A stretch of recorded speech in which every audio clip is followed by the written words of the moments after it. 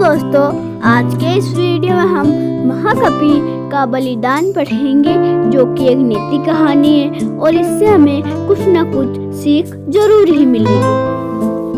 हिमालय के जंगल में ऐसी कई पेड़ पौधे हैं जो अपने आप में अनोखे हैं। ऐसे पेड़ पौधे को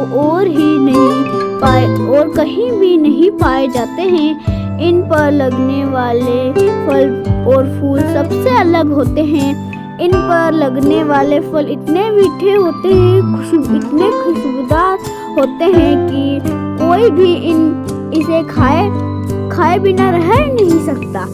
ऐसा ही एक पेड़ नदी के किनारे था, जिस पर सारे बंदर अपने राजा के साथ रहा करते थे।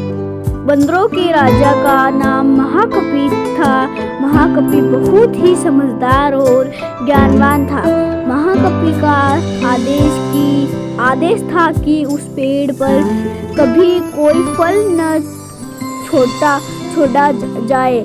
जैसे ही फल पकने को होता, वैसे ही वानर उसे खा लेते थे। महाकपि का मानना था कि अगर कोई पका फल टूटकर नदी के रास्ते पर किसी मनुष्य तक पहुंचा तो ये उनके लिए बहुत हानिकारक हो सकता है। तभी वानर महाकपि की इस बात से सहमत थे और उनकी आज्ञा का पालन करते थे।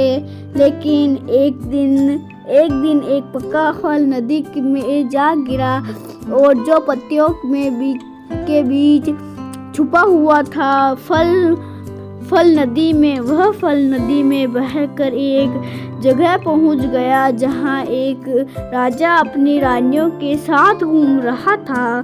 फल की खुशबू इतनी अच्छी थी कि आनंदित होकर रानियों ने अपनी आंखें बंद कर ली। राजा भी इस खुशबू पर मोहित हो गए। राजा ने अपने आसपास निहारा तो उसे नदी में बहता हुआ फल दिखाई दिया। राजा ने उसे उठाकर अपने सिपाहियों को दे दिया और कहा कि कोई इसे खाकर देखे कि यह फल कैसा है। एक सिपाही ने उस फल को खाया और कहा कि ये तो बहुत मीठा है। इसके बाद राजा ने भी उस फल को खाया और आनंदित हो उठा। उसने अपने सिपाहियों को उस पेड़ को खोज निकालने का आदेश दिया, जहाँ से ये फल आया था।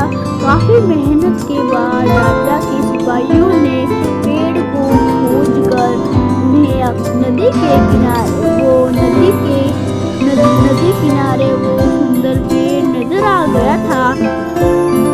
उस पर बहुत सारे वानर बैठे थे। सिपाहियों को ये बात पसंद नहीं आई और उन्होंने वानरों से एक करके मारना शुरू कर दिया। वानरों को घायल देखकर महाकपि ने समझदारी से काम लिया। उसने एक सांस में डंडा पेड़ और पहाड़ी के बीच पुल की तरह लगाया और महाकपि ने सभी वानरों को उस पेड़ को छोड़कर पहाड़ी की दूसरी तरफ जाने का आदेश दिया। वानरों ने महाकपि की आज्ञा का पालन किया वो सभी बांस के सहारे पहाड़ी की दूसरी ओर पहुंच गए। लेकिन इस दौरान डरे सहमे बंदरों ने महाकपि की बुरी तरह से कुचल दिया। डरे सहमे बंदरों ने महाकपि को बुरी तरह से कुचल दिया। सिपाहियों ने तुरंत राजा के पास जाकर सारी बात बताई। राजा महाकपि की वीरता से बहुत प्रसन्न हुए और सिपाहियों ने आदेश दिया कि महाकपि को तुरंत महल लेकर आए और उसका इलाज करवाए। सिपाहियों ने ऐसा ही किया, लेकिन जब महाकपि को महल में लाया गया तब तक वह मर चुका था।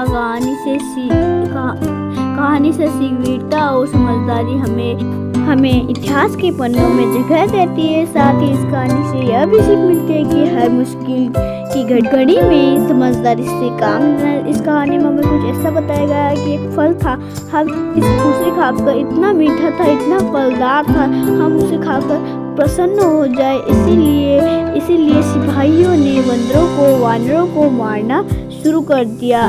वीडियो अच्छा लगे तो लाइक, शेयर एंड सब्सक्राइब जरूर कर देना। मिलते हैं अगले वीडियो में। Thanks for watching. धन्यवाद।